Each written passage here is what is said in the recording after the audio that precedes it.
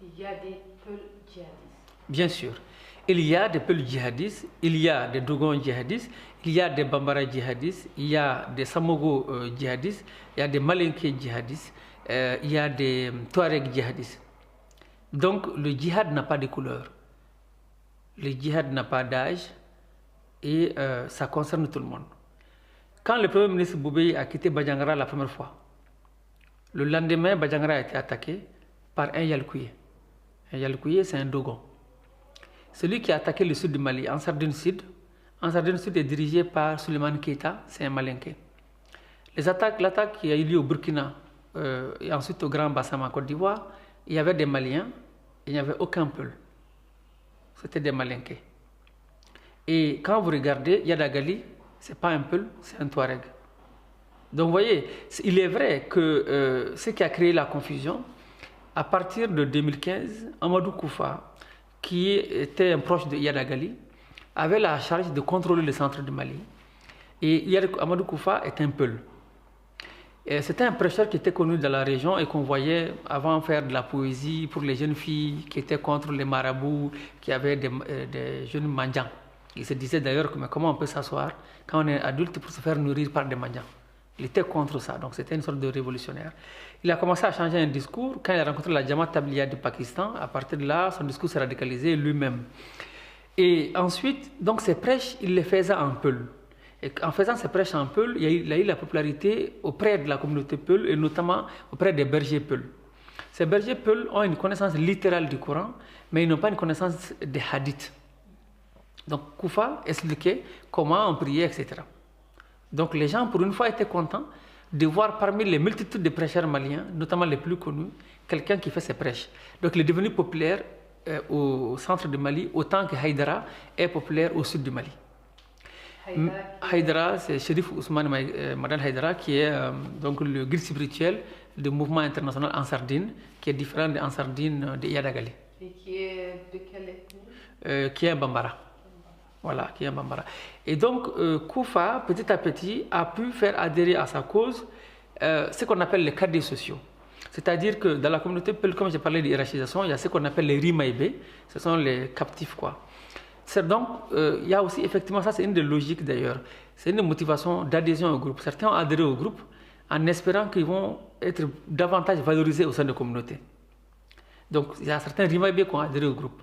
Ensuite, dans le nord-est de Ségou, on a vu certains Bambara qui ont été déposés de leurs terres au profit de la bourgeoisie bamakoise ou étrangère aussi, et donc qui ont pensé qu'adhérer au groupe, ça c'est régler leur compte aussi avec d'autres personnes, Bambara ou État, etc. Et c'est pour ça que quand vous regardez, petit à petit, les cibles ont changé. Amadou Koufa lui-même au début, ses cibles étaient l'élite Peul. Rappelez-vous, il a tué un chef de village, Amirou Dogo, dans le cercle de Youarou, et s'est marié avec sa femme, Aïssata. Et ensuite, ils ont attaqué, la première action, c'était d'attaquer le mausolée de Sékou Amadou. Donc si véritablement ils voulaient restaurer la dîna de Sékou Amadou, ils n'allaient pas s'en prendre au mausolée de Sékou Amadou. Pourtant, s'attaquer à ça, c'était sa première action. Ensuite, tuer Amirou Dogo et ensuite faire chasser les représentants de l'État, les agents des eaux et forêts, les gendarmes, les sous-préfets, les préfets, les maires. Ensuite, ils ont commencé à distribuer des tracts pour fermer des écoles. Et petit à petit, à un moment donné, quand l'opération de Kareri est arrivée et que certains Dogons, certains Bambara ont tué certains Peuls et qu'en retour, il y a eu des représailles, etc., que toutes les communautés ont perdu la vie, les Bambara et les Peuls, là, il y a Amadou Koufa et son groupe ont commencé aussi à s'attaquer aux Bambara. Mais après, ce qui a véritablement créé la confusion, c'est que la langue de travail de ce qu'on appelle les gens armés à moto au niveau local, c'est la langue Peul. Pourquoi? Parce qu'on sait que dans la région de Mopti, les Peuls sont majoritaires numériquement, c'est eux qui dominent l'économie. Et même les Dogons, qui ont une douzaine de dialectes, quand ils ne se comprennent pas au marché, quand ils se rencontrent, ils utilisent la langue Peul pour parler. Donc le fait que les gens les entendent parler en ville, en Peul, les gens ont dit « Ah, les Peuls ». Donc il y a une différence entre la langue de travail Peul et être Peul. Donc il y a effectivement un peu de tout. On trouve des morts dans le groupe de Amadou Koufa. Voilà, on trouve des Rimaïbés, etc. Beaucoup de communautés. Aujourd'hui, il y a un problème. C'est-à-dire on ne tue pas que des Peuls au Mali. Oui. On tue aussi... On tue toutes les communautés. En réalité, moi, ce que je dis, toutes les communautés ont payé un lourd tribut dans ce contexte d'insécurité et de guerre asymétrique. Il ne faut pas jeter l'opprobre sur un groupe. Beaucoup de Dogons ont perdu la vie, et beaucoup de Peuls ont perdu la vie, beaucoup de Bambara ont perdu la vie, beaucoup de Touaregs ont perdu la vie, beaucoup de morts, etc. Et il n'y a pas de problème, Peuls, Dogons, il faut oublier ça. À Koro, il y a certains Peuls qui ont été sauvés par des Dogons. À Bankas, vous voyez aussi certains Dogons qui ont été sauvés par des Peuls, et ainsi de suite. Et vous pensez que c'est comment vous voyez la solution à ce problème? Alors, comme c'est un problème complexe, il y a plusieurs solutions. Une des solutions, c'est d'arrêter la sous-traitance de la sécurité. Je pense que, comme disait Max Weber, seul l'État a le monopole légitime de la violence. L'État doit trouver des moyens pour former des militaires et assainir notamment le recrutement au sein de l'armée. Parce que les sous-officiers, c'est pratiquement un corps réservé à ceux qui ont les bras longs, c'est-à-dire ceux qui ont les relations au sein de l'appareil d'État. Et puis les soldats, ça c'est le bas peuple.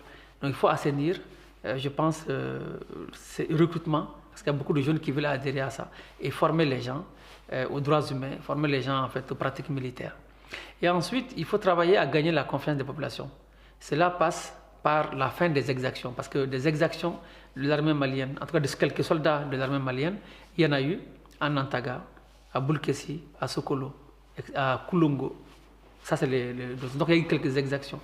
Il faudrait sortir de ça pour respecter les droits humains. C'est-à-dire que quand arrêter les suspects, c'est bien, mais quand vous les arrêtez, il faut laisser la justice conventionnelle faire son travail. Et à mon avis, au centre de Mali notamment, il y a une compétition des acteurs autour des ressources qui s'amenuisent dans un contexte de démographie galopante. Et il y a une juxtaposition de trois types de systèmes: le système agricole, le système pastoral et le système halieutique.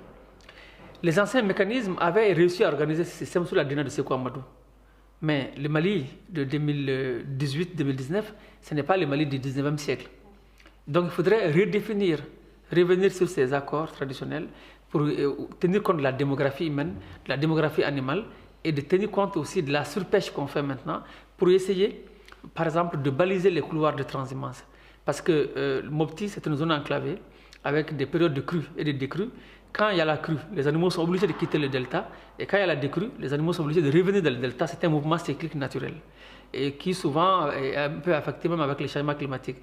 Donc il est important, je pense, qu'il y ait un cadre de concertation avec les représentants de différentes communautés, toutes les communautés qui vivent au centre, avec les autorités politiques, et en tenant compte de la décentralisation, parce qu'il y a maintenant, chaque commune est libre de s'auto-administrer, donc il faut regrouper aussi les maires associés à la discussion. Pourquoi on essaie de définir quelles sont les zones pastorales, les couloirs de transhumance en les balisant, en les matérialisant comme ça, quelles sont les zones agricoles et quelles sont les zones de pêche. En respectant les intérêts des uns et des autres, on arrivera à arrêter les nouvelles violences. En arrêtant les nouvelles violences, la plaie peut se cicatriser et on peut aller vers une sorte de réconciliation et une paix des cœurs et des esprits. Merci. Merci à vous.